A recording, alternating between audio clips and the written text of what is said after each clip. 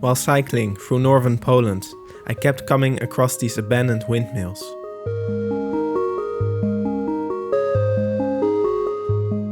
Some of them looked pretty Dutch. So I started digging into their history and discovered that I wasn't the first Dutchman to settle in Poland. Centuries ago, Dutch colonists had already made this land their home, and not just here, but across large parts of Poland. Who were these settlers, and what remains of them today? In this video, I'll retrace the footsteps of the Olęders.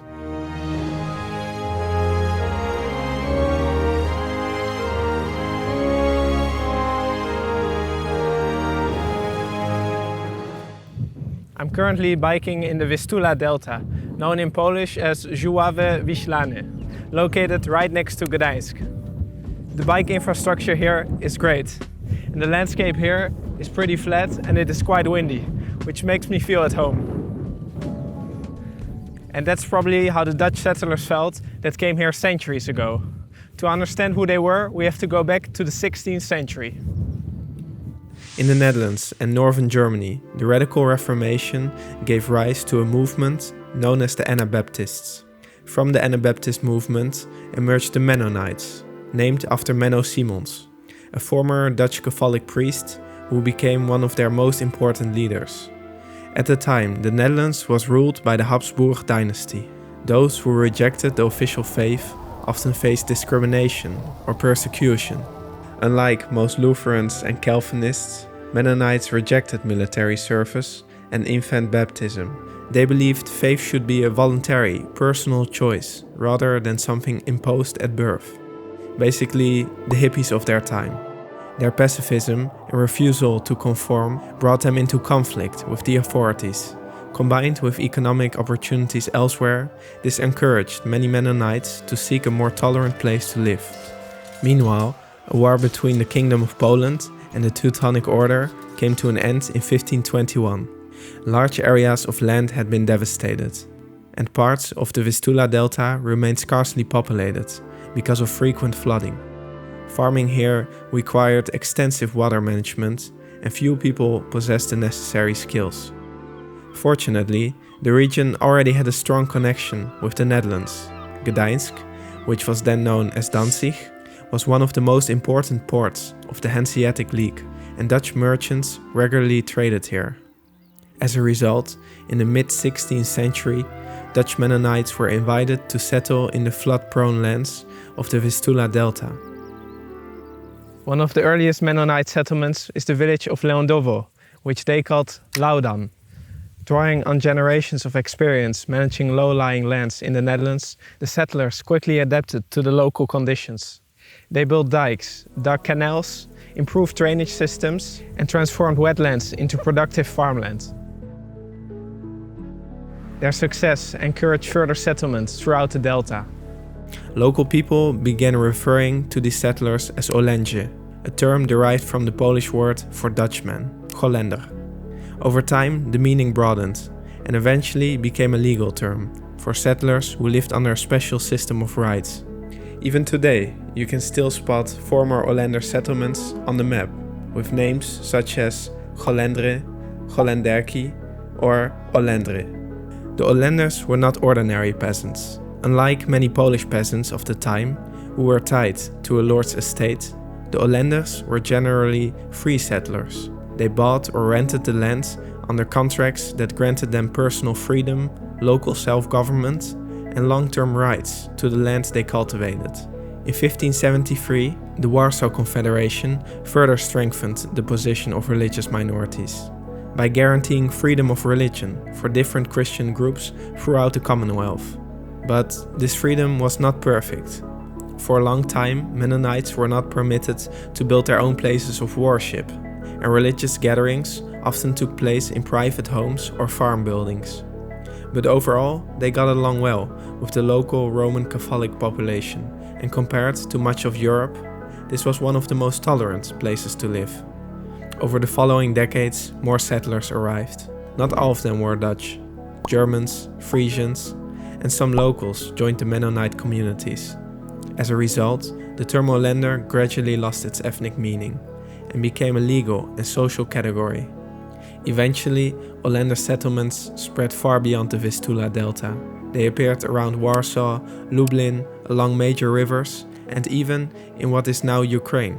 In total, around 1700 Olęnder settlements were established throughout the Polish-Lithuanian Commonwealth, from which 300 were founded by ethnic Dutch settlers. The community spoke a variety of languages, including Dutch, Frisian, German, Low German, and Polish. Over time, the Mennonites adopted a form of Low German known as Plattdeutsch, or Mennonite Low German. By around 1800, Dutch had largely disappeared as a spoken language within these communities. Plattdeutsch resembles German, with a sprinkle of Dutch in it. Here are some examples of Mennonites speaking it today. Guten Morgen, Vern. Guten Morgen, Ken. Wat jij die van jou? Wie het Sonnenschein. Oh, dat vreemd me te horen. En wil jij die dat? Oh, meer dat schijn van jou. And listen to this Plattdeutsch rap from Dicha, straight from the tractor. Alles maar spratt och klart stå upp. Jag kommer snart upp och bara mat. Från formen ni vet så jag har en traktorn. Schof die mål, die matsa har förstått. Okay, now I'll give it a try. Wout es et die? Kannst du mich verstehen? Wann ik Plattdeutsch praat? Ik maak waarschijnlijk vele Fehler. Geniet den rest van het video. Today there are still about 400,000 Plattdeutsch speakers, most of them living in the Americas. Here in Poland, however, it is not spoken anymore. But if you happen to speak Plattdeutsch, please let me know in the comments. Although the language vanished, the Olęders left behind a lot of traces. One of the most distinctive features is the arcaded farmhouse, known in Polish as a dom pocieniowy. Compared to traditional Polish farmhouses, these Olęder farmhouses were much larger and often combined living quarters and livestock under a single roof. The result is a unique regional style that combines Dutch, German and Polish traditions. Another clear example of the Dutch influence are the windmills. Behind me stands a Olęder.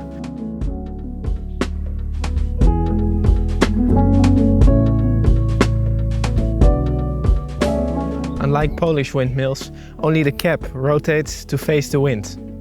These windmills were introduced from the Netherlands and are used for both grinding grain and water management. And this is the kozlak, which roughly translates to goat. It is the oldest type of Polish windmill and is mainly used for grinding grain. Instead of only the cap rotating, the entire structure rotates around the central post. Kozlaks appeared centuries before the Olęder and continued to be used long after the Dutch windmills were introduced. They are much smaller than the Olęders. Because they stand on the single post, they would sometimes topple over. And later came the paltrak. This type combines elements of both designs. The entire mill rotates on a circular track, near ground level, allowing it to be much larger than a kozlak without relying on a single central post. Interestingly, while Dutch paltrock windmills were usually used as sawmills, Polish paltrocks are usually used as grain mills.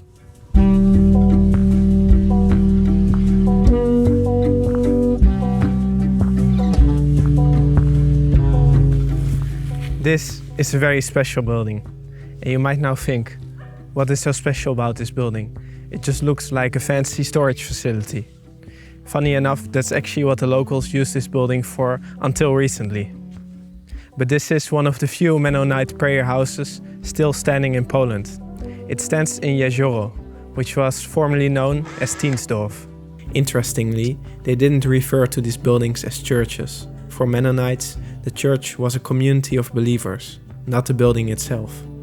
Their prayer houses were usually simple structures without towers, bells, or elaborate decoration. Inside, you would typically find little more than benches and a pulpit. Many have disappeared, but some still survive. Currently, it's standing empty, but there are plans to renovate it and turn it back into its original shape. It might not be the prettiest, but it is a building with an important history. One of the best preserved Mennonite churches stands on the Mennonite Street in Gdańsk. It is currently undergoing a major restoration, and will reopen in 2027 as a music center. Gdańsk itself also has some strong Dutch influences, and it might feel a lot like you're in Amsterdam. That's because the city's prosperity attracted merchants, artists, and craftsmen from the Low Countries, and therefore many buildings display Dutch-Flemish Mannerist architecture. One of the most famous examples is the High Gate, designed by Flemish-born Mennonite artist Willem van den Blokke. Yet, despite these urban influences, the Mennonite heritage remains most visible here, on the countryside of the Vistula Delta. But one question remains: if they were so successful, where are these Mennonites today? The answer begins with the partitions of Poland. After the first partition, in 1772, most Olęnder settlements became part of Prussia. For Mennonites, this created a problem.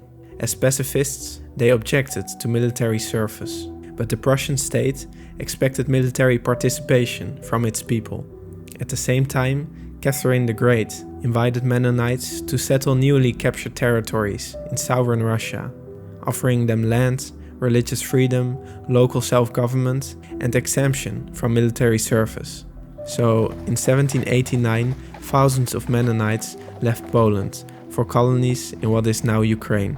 These settlers later became known as the Russian Mennonites. Those that remained became increasingly Germanized and forced into armed services, but eventually were allowed to join only non-combat units, for a hefty fee, of course. The next big change came after the First World War. When Germany lost the war in 1918, the region was divided between the newly established Polish Republic and the free city of Danzig. Then, in 1939, the Second World War began. When the war finally ended in 1945, the map of Europe was redrawn once again. Poland gained a lot of territory in the west, and German-speaking populations were expelled or fled westward, while new settlers arrived from central Poland and from territories annexed by the Soviet Union in the east. For the Mennonites, this marked the end of more than 4 centuries of history in Poland. By then, some Mennonite communities already existed overseas, so rather than relocating elsewhere in Europe, they joined relatives and fellow believers in Canada, the United States, Mexico, Paraguay, and other countries in the Americas. Today, the largest Mennonite communities can still be found there. Plot Dich is still spoken, and many traditional religious practices continue. Here you can see a church family tree that illustrates the migration and growth of a Mennonite community. Around 1600, a group of Groningen and Old Flemish Mennonites settled in Przechówko, in the Kingdom of Poland. Over the next 2 centuries, they founded new congregations as they migrated east into the Russian Empire. In 1874, many of their descendants emigrated to the United States, where they established new churches that continue this family line today. Back in Poland, the heritage they left behind entered a difficult period. The new inhabitants often knew little about the region's previous population. Many cemeteries, prayer houses, windmills, and farmhouses fell into neglect. The communist authorities showed little interest in preserving the Mennonite history of the area. Hundreds of windmills once stood across the Vistula Delta. Today, only a small fraction survive. The same is true for many cemeteries. Hidden among the trees and overgrown vegetation, they offer a glimpse into the lives of people who used to inhabit these lands. Fortunately, things began to change after 1989. With the fall of communism came a renewed interest in local history. Researchers, museums, municipalities, and volunteers began documenting cemeteries, restoring historic buildings, and preserving the memory of the Olęders. Mennonite cemeteries usually are located in remote places, surrounded by trees and greenery. They can easily be confused with evangelical graveyards, left behind by the German-speaking population and often in comparably poor condition, though those are rather found next to churches in villages. The Mennonite cemetery in Przechówko, long believed to have been destroyed, actually survived, but became completely abandoned and overgrown as nature slowly reclaimed it. It was rediscovered and restored in the early 2020s. And many descendants of the original Pszechówko Mennonites from Europe and North America have visited the site.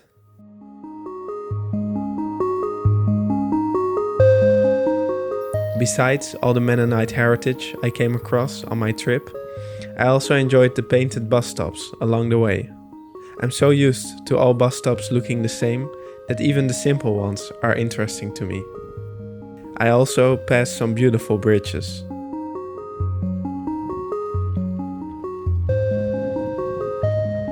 And restored old roads that looked great, even if my bike wasn't as happy about them. And I had this nice encounter with a local crossing the road. There's a lot of Mennonite heritage in Poland, far too much to discover in just one trip, so I'm definitely planning to explore more on future trips. And if you would like to explore this history for yourself, I created a map with all the locations I visited in this video, along with many more interesting sites. For most of my trip, I followed the Szlak Mennonitów, the Mennonite Trail, a 172-kilometer bike ride that passes the most important Mennonite places. I can also highly recommend this video, From History with Hilbert, which dives even deeper into the history of the Mennonites. And a big thank you to Rodney Ratzlaff for his research on Mennonite heritage. It helped me a lot. Dank voor het toekijken. Ik wens je een goede dag. Bedmol